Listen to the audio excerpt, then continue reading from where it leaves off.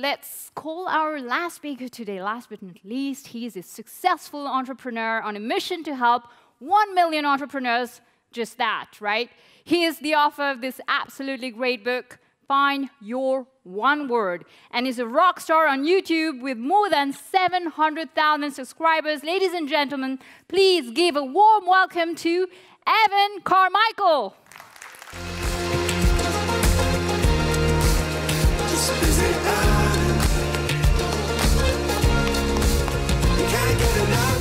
Hello, Paris. Oh, nice. I like it. I love being in a room full of leaders. I love being in a room full of people who want to be inspired, who come to learn, who want to improve themselves, who want to take the knowledge that they took here and apply it to their business. And most importantly, I love being with people who want to take action, because that's what we do as leaders. Because we're not here just to learn things and not do anything with it. We're here to take action. And so I want to start by just recognizing you guys for coming out, for investing in yourselves, and for being leaders who will take action after going home. Give yourselves a round of applause. And while we're doing that, actually, I want everybody to stand up. Everybody stand up, just quickly. Quick exercise. Everybody stand up. Get the house lights up a little bit. I didn't prep these guys for it. Everybody stand up. I want you to put your hands up like this. Everybody put your hands up like this. There we go. All right. When I count to 3, what we're going to do is we're going to turn to the person next to us. We're going to give them a high 10, and we're going to say, "You're a leader, baby." Don't laugh. I'm serious, okay? You're a leader, baby. 1, 2, 3. You're a leader, baby. Other side, other side. You're a leader, baby. I love it. All right. Okay, sit down. Thank you. Thank you for humoring me. That was great. I love leaders. I love leaders. So my name is Evan Carmichael. I'm not from a big corporation. I'm from the entrepreneurial world. I'm from the social media world. And I was asked to come and give you guys a little bit of a different perspective, see what I see in the world, and maybe you can apply it to your organizations when you go back home. I want to start by just quickly redefining at least the public perception around human resources, because I think a lot of people, not in this room because we're leaders, but a lot of people see human resources as just an administrative function. And I don't believe HR is just administrative. I don't believe that we are in the business of just keeping track of how many sick days somebody has left and pushing paperwork out there. I believe, and I hope you guys agree, I believe that human resources is the single most important function in any business. There we go. Okay, now, when I was practicing in my hotel room, I imagined a much bigger response to that. So I'm going to try it again. I'm going to visualize. I'm going to say it in my head. You guys are all going to freak out and clap and cheer and go nuts when I say that again. We'll see if it happens. I believe that human resources is the single most important division in any business. Yeah, I love it. And I don't say that just because I'm talking to a bunch of people from human resources. I believe it. Because you can have a business without finance. Startup entrepreneurs do that all the time. You can have a business without manufacturing. You can have a business without technology. But you can't have a business without people. It just doesn't happen. Not until the robots take over the world. But you can't have a business without people. And so I see human resources as not just being administrators, but we are in the business of human potential. We are in the business of taking people who come to our organizations at this level, and we see them being able to come up here. And our job as leaders and as people in HR is to help close that gap, even if they don't believe in themselves, to give them the skills, the mindset, the confidence, to help them become the best version of ourselves and themselves. That's what I believe HR and leadership is really about. And I've got a few ideas for you that may be scary, they may be different, they may push some boundaries, but we're leaders here, so that's what we do. We embrace different ideas and we take action. But before I get to my ideas, I want to share a quick story. So this will be Pierre the rabbit. And Pierre is a happy rabbit. And when he was growing up, he went to animal school like all the other young animals do. And he learned all the skills that you need to learn to be a successful adult animal. And after the first year, there was a problem with Pierre. You see, he got A+ on his report card for hopping, right? For hopping. Il peut sauter. My French isn't that great, but I'll try to throw a little bit in there. But he failed at climbing. He couldn't climb a tree. And so his parents were really disappointed in him. His family, his grand-mère, his teachers, his friends were really disappointed in Pierre and said, Pierre, you're failing. Don't worry so much for the next year about the hopping because you're good at that. We got to work on the climbing. We got to teach you the skills of how to climb. And so for the next year, that's what he did. He went to extra classes, and he got special climbing teachers. And every day after school, Pierre would go and learn to climb. And something happened over that next year. He spent so much time practicing how to climb a tree that he forgot how to hop. And as for climbing trees, have you ever seen a rabbit climb a tree? The point of the story is you need to focus on your strengths. The point of the story is if you're a rabbit, you hop. You don't climb trees, both for yourself and for the people in your organization. If our role as human resources is to help people reach their potential, you need to help the rabbits hop. If you have a business full of rabbits that are hopping high, like Pierre is there, you're having success. If you have a business full of rabbits that are trying to climb trees, it's not going to work out that well. And so how do we start? How do we start helping our rabbits hop in our organizations? Well, it can start with policies. We've talked a lot about different policies and rules and regulations. When I first started my business, so I have 2 companies. I have 70 people on my team between the 2 businesses. And when I first started, I had this dream. I want to have this office, and we're all going to show up at the office every day and work, and we're all going to show up at the same time that I show up. We're all going to leave at the same time I leave, and it's just going to be perfect. And then I started hiring people. And I realized that not everybody's like me. Everybody has different schedules and routines and desires. Some people loved coming to the office every single day. Some people wanted to work from home. Some people wanted to work remotely. Some people wanted to work remotely but come in for meetings and collaborations. Some people wanted to come in early and leave early. Some people wanted to come in late and leave late. Some people wanted to come in early and leave late. I love those people. As an entrepreneur, I love those people. But I had a tough choice to make. Do I let these people go who are really talented, but they don't fit into the box that I had created? Do I force somebody to do something they don't want to do? Do I take that guy who wants to work from home and wants to work at night and force him to come to the office every day and work early? That'd be the equivalent of taking the rabbit and making him try to climb a tree. Or do I change my policies? And I realized that the vision I had of everybody coming to the same office, working the same hours every day, wasn't really realistic. And so we changed the policy. And so I would strongly encourage you guys, and we've heard a lot of speakers already talk about it today too, but to look at the policies in your company and think, are they helping the bunnies hop? Right? Are we helping our team hop? Or are we forcing them to climb trees? Are we forcing them to do the things that they don't want to do? And if we redefine human resources as helping people reach their potential, as opposed to just administration, then it becomes the new filter through which we see our role. And we can look at every policy we have and say, is this going to help our bunnies hop, right? Is this going to help people reach their potential, or is it just getting in their way? And I would strongly encourage you to look at those policies you have and see what might need to be eliminated or changed to help your rabbits hop. But that's just administration, right? We're not in the administration game, right? That's old HR. We're about human potential. The challenge then becomes, not every person is the same. My potential is different than your potential. What I like, what I want, where I want to go is different from other people. Hopping is different for everybody in the company. And so if you want to get people from here to here, you have to understand for each person what their passions are, what their goals are, what their objectives are, what their desires are, what their needs are. what they want to do.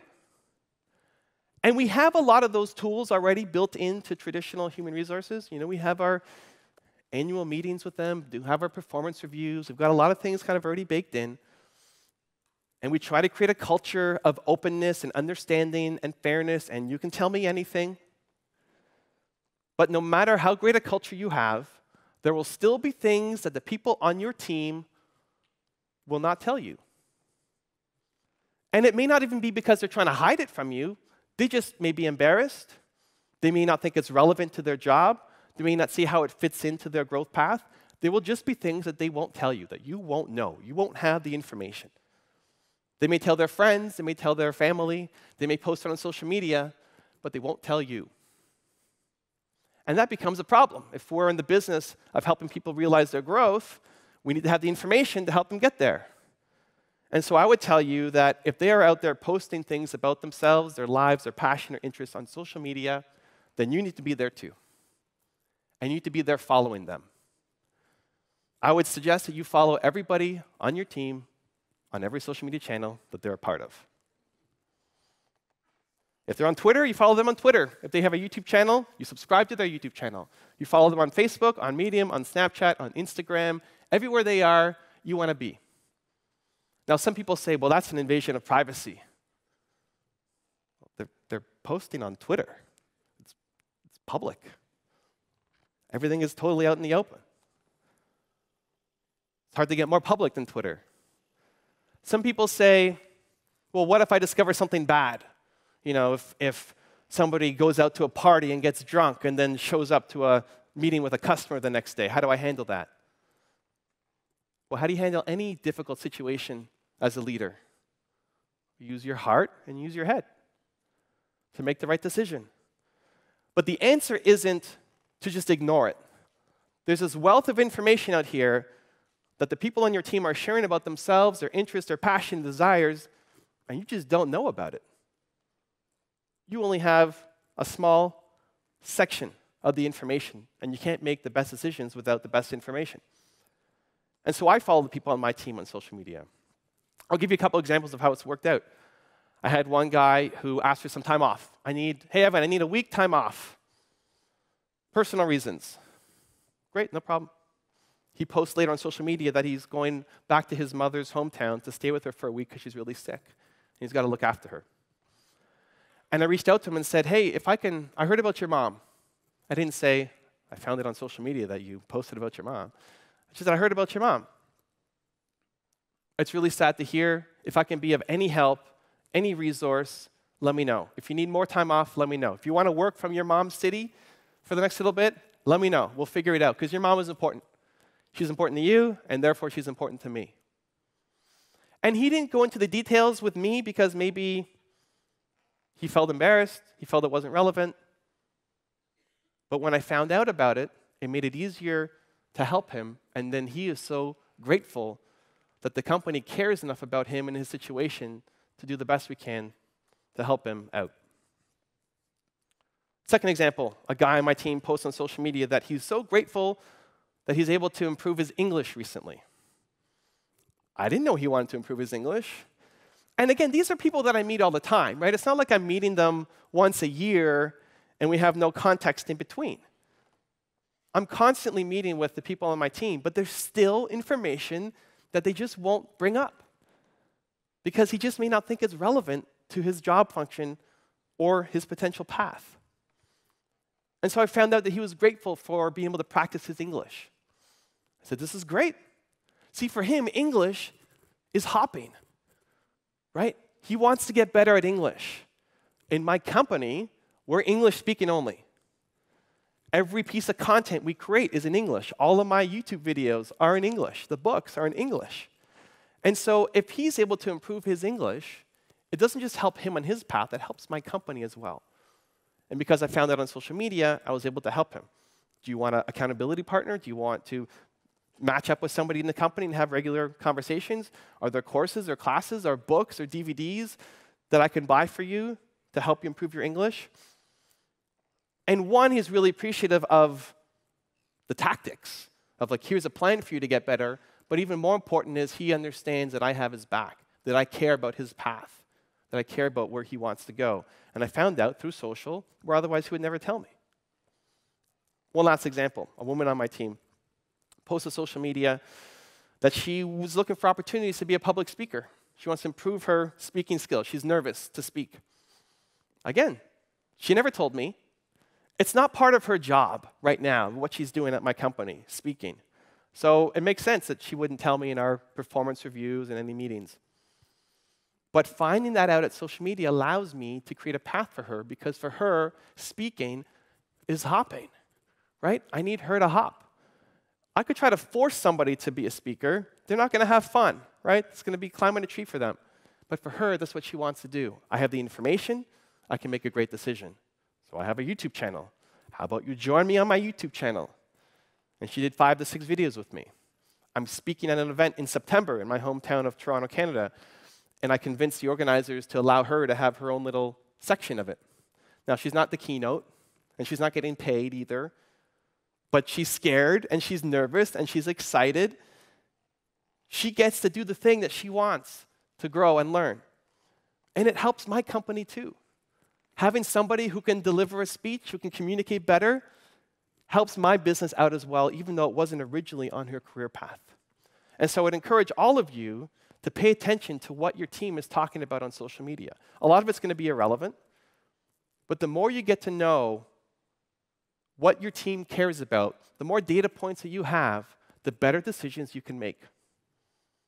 And we need the right information to help people go from here to here. Now, this is coming. Right now, it's not common in the HR business to do this, but it's coming. This will be standard practice. I'm old enough to still remember the days where people didn't have email addresses, where companies didn't have websites. So not everybody's doing this yet, but it's going to happen. Social media is not going anywhere, and people are only going to share more and more and more and more. And so are you the kind of organization that's going to pay attention and listen and get the information to help your team out as best as possible? Or are you going to pretend like that information doesn't exist and then be blind while other organizations pass you?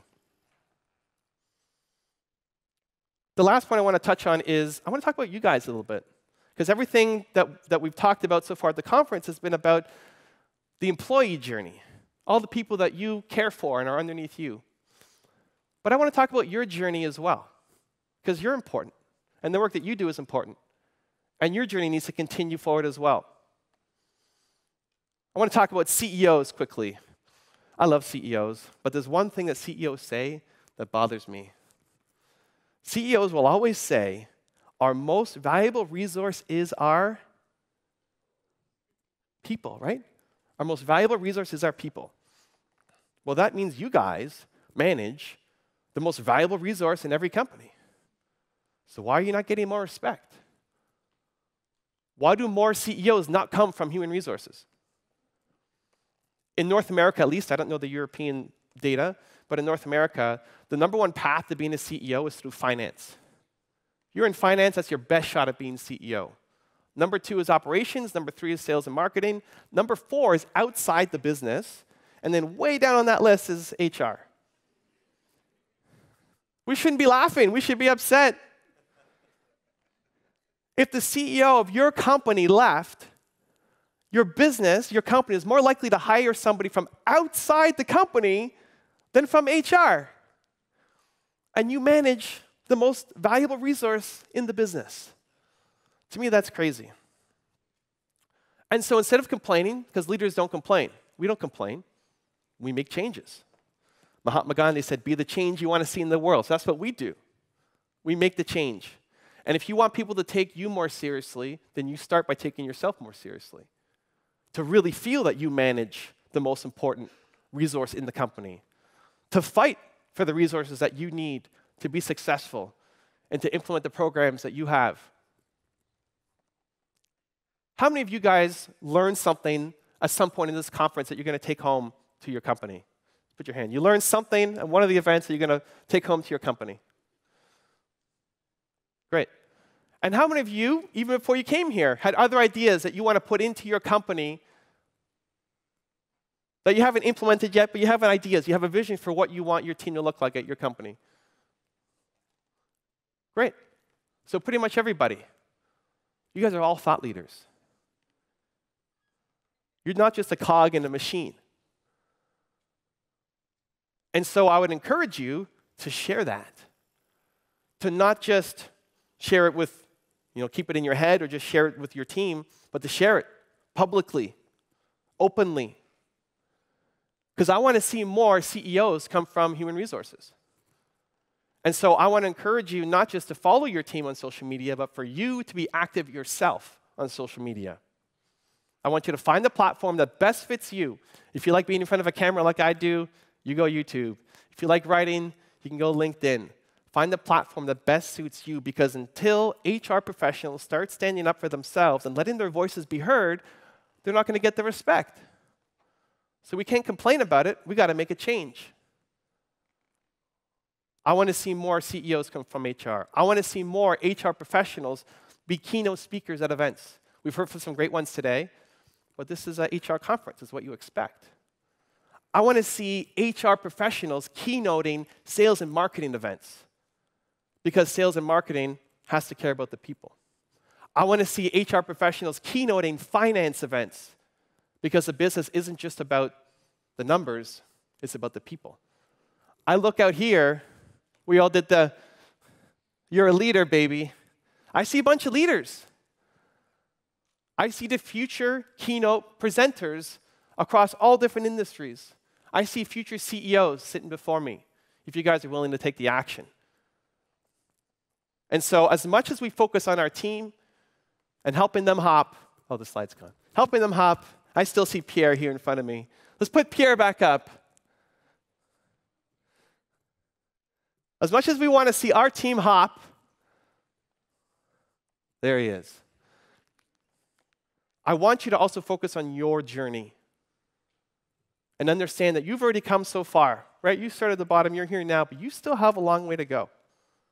And I want you to find your feet, believe in yourself a little bit more, and start to hop a little bit higher. Thank you guys for your time.